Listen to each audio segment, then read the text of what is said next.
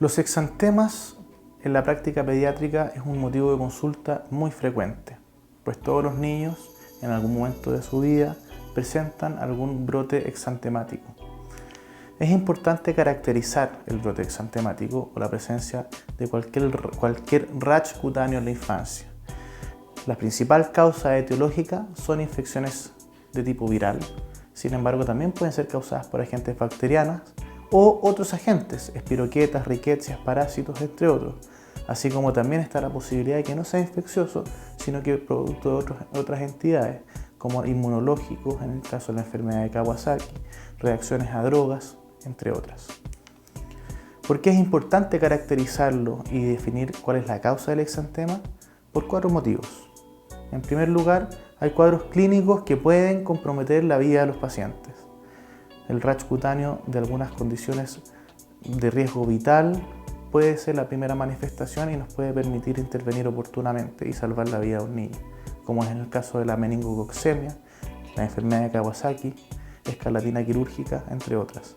En segundo lugar, porque existen cuadros que requieren medidas urgentes sociales, como son, por ejemplo, el sarampión, como un brote sanitario, considerando que existe, es una enfermedad que está erradicada, la presencia de una enfermedad que no es propia de la patología local, como puede ser la presencia del dengue en una población en la cual no existe, o bien otras indicaciones que pueden requerir medidas de prevención de los contactos, ¿ya? Y eso, por ejemplo, la meningococcemia, la varicela, que son enfermedades que pueden ser transmitidas por contacto o por mecanismos aéreos, pueden indicar ciertas medidas que se deben tomar para evitar su propagación.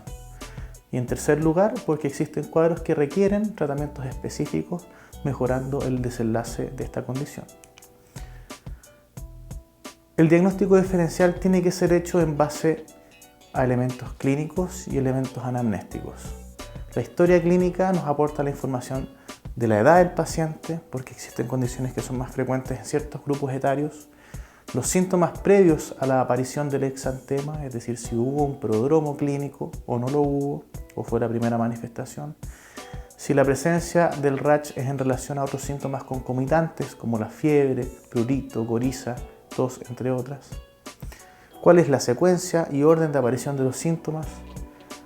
El medio epidemiológico local y familiar es distinto, los exantemas en las diferentes partes del mundo, en qué época del año se produce, existen rash cutáneos que tienen cierta estacionalidad, también la presencia o el antecedente de algún viaje dentro y fuera del país, así como también el antecedente de haber estado expuesto a ciertos alergenos, a fármacos o a otras personas que pueden tener ya un rash.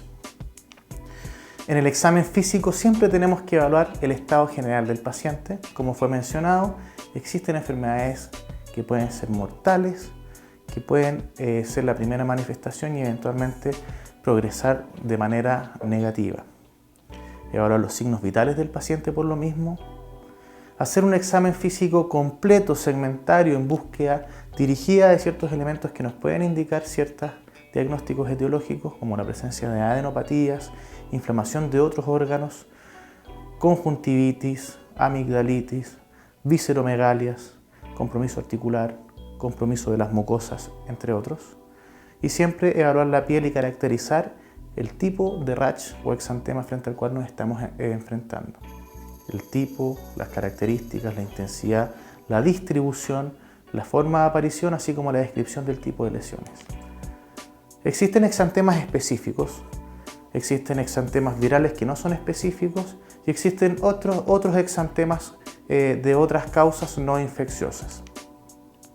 Partiremos caracterizando cada una de ellas brevemente. La escarlatina. La escarlatina es un cuadro infeccioso bacteriano producido por el Staphylococcus pyogenes, por el Staphylococcus pyogenes, que se produce en el grupo escolar entre 5 y 15 años preferentemente y se presenta con odinofagia, fiebre y dolor abdominal. El examen físico se caracteriza por ser un exantema de cara y cuello, de característica micropapular, con refuerzo de los pliegues y con compromiso faríngeo, así como también de la lengua, ¿ya? Habitualmente la lengua se depapila y se habla de una lengua aframbuesada. Es importante tener presente que el exantema es de características micropapular, con principal presencia en los pliegues, lengua de fresa o aframbuesada, y el grupo etario es entre los 5 y los 15 años. El segundo cuadro es el sarampión. Se caracteriza por ser una enfermedad que puede comprometer a todos los grupos etarios y es muy importante la presencia del antecedente de inmunizaciones. Los síntomas son inicialmente inespecíficos, se caracterizan por tener coriza, conjuntivitis y tos.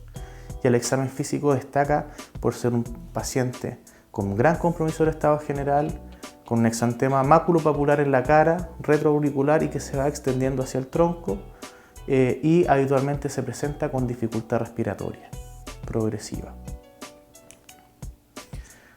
Por tanto, las perlas de esta condición es que tiene compromiso respiratorio, el paciente empeora clínicamente en la medida que va apareciendo el exantema y se tiene que distinguir de la rubiola y otras reacciones a drogas. ¿Por qué es importante conocer esta condición? Porque es una emergencia sanitaria. Debe ser notificado inmediatamente en Chile porque ya está erradicado en nuestro país.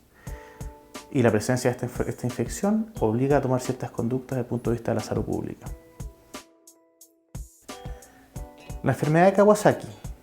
Esta es una enfermedad de origen inmunológico que se da principalmente en lactantes. Sobre los 5 años la prevalencia es muy infrecuente. Su prodromo se caracteriza por ser una fiebre alta y prolongada, caracterizada principalmente en el grupo de los síndromes febriles prolongados. Y clínicamente el paciente se caracteriza por estar muy irritable.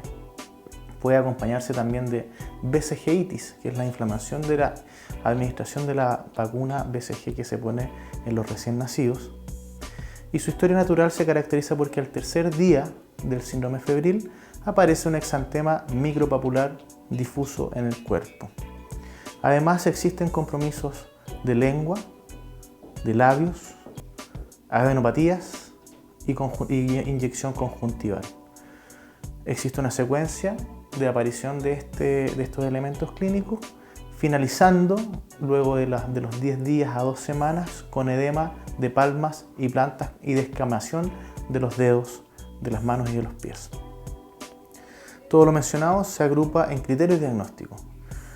Los criterios diagnósticos de la enfermedad de Kawasaki son principalmente fiebre prolongada que dura al menos 5 días de evolución, asociado a al menos 4 de los siguientes criterios clínicos: inyección conjuntival no exudativa, alteraciones de la mucosa oral, lengua aframbuesada, enantema y labios fisurados o labios de payaso, como le mencionan, el exantema polimorfo, la lesión palmoplantar con eritema y posterior descamación y la adenopatía cervical de más de 1.5 centímetros.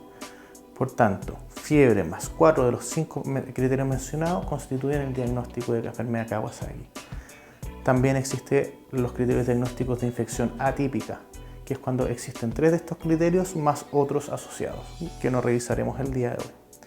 Es importante hacer el diagnóstico de enfermedad de Kawasaki porque es una enfermedad que puede evolucionar con riesgo vital, con compromiso de las arterias coronarias, aumentando el riesgo de miocardiopatías a posterior, y es una enfermedad que puede ser evitable con un tratamiento principalmente inmunoterapia. El tratamiento de la enfermedad de Kawasaki es con inmunoglobulinas en altas dosis o con corticoterapia de acuerdo a los protocolos internacionales. La siguiente enfermedad es el eritema infeccioso, también denominado la quinta enfermedad. Se le conoce también como la enfermedad de la cachetada, de la bofetada, porque se caracteriza por la presencia de un rash morbiliforme maculopapular de las mejillas de los niños en la primera semana y posteriormente evoluciona con un rash de variadas características en tronco y extremidades. Esta es causada por el parvovirus B19 y la gran importancia está en el riesgo del contagio de embarazadas que no hayan tenido esta condición previa, porque pueden desarrollar hidrops fetal y eventualmente pacientes con anemia de células falciformes pueden presentar crisis aplásticas. La siguiente enfermedad es el exantema súbito, o también conocido como sexta enfermedad.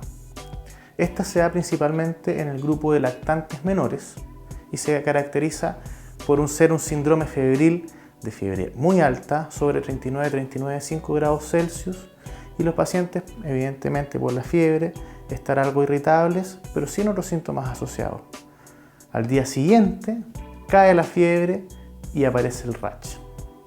Se caracterizan por ser niños que tienen un muy buen aspecto y estado general, y el compromiso es principalmente de tronco y extremidades. Autolimitado y no dura más de 2 a 3 días. Esta es causada por el virus herpes 6. Es una infección casi universal, es decir, todos portamos esta enfermedad y su defensa posterior a ella. Y las claves diagnósticas son edad, lactantes, principalmente menores, y como les mencionaba, que la fiebre cae al aparecer el exantema. Su diagnóstico diferencial es el rash frente a la exposición a ciertos antibióticos como betalactámicos o el exantemas por otros virus. No podemos olvidar que los exantemas también pueden ser causados por otros agentes, como son la presencia de drogas. Y en ese sentido puede ser el inicio de un síndrome de Stevens-Johnson o una necrodermolisis tóxica epidérmica, o conocido como NET. Así que tenemos que tener presente que un rash cutáneo, si bien puede ser enfermedades de baja gravedad, también pueden evolucionar como enfermedades de alta gravedad y ser eventualmente letales. La última enfermedad exantema que revisaremos el día de hoy es la varicela. La varicela es una enfermedad de alta prevalencia y que afecta principalmente a la población infantil. Tiene una historia natural que se caracteriza por tener 2 semanas de fase prodrómica asintomática, y es una fase en la cual pueden presentar fiebre, coriza, síntomas inespecíficos generales, y a la segunda semana manifestarse el rash, el exantema de tipo vesicular. Este progresa de céfalo a caudal y puede ser muy sintomático, muy florido. Es importante tener presente que la fase de contagio es principalmente en el periodo vesicular y en el periodo prodrómico, es decir, el niño antes de desarrollar el rash puede estar contagiando. Y es importante por las medidas que deben tomar las personas con las que estuvieron en contacto, eventualmente personas que pueden tener una enfermedad por varicela de alta gravedad, como son los pacientes, las mujeres embarazadas que no hayan tenido esta enfermedad, pacientes inmunodeprimidos. Una vez que las vesículas y las lesiones se tornan costrosas, deja de ser contagioso. Las medidas que uno puede adoptar son principalmente sintomáticas para manejo de la picazón y la fiebre. Y, por tanto, es un periodo que tiene que estar en observación los niños y aislado de contactar y contagiar a personas de alto riesgo, como fue señalado.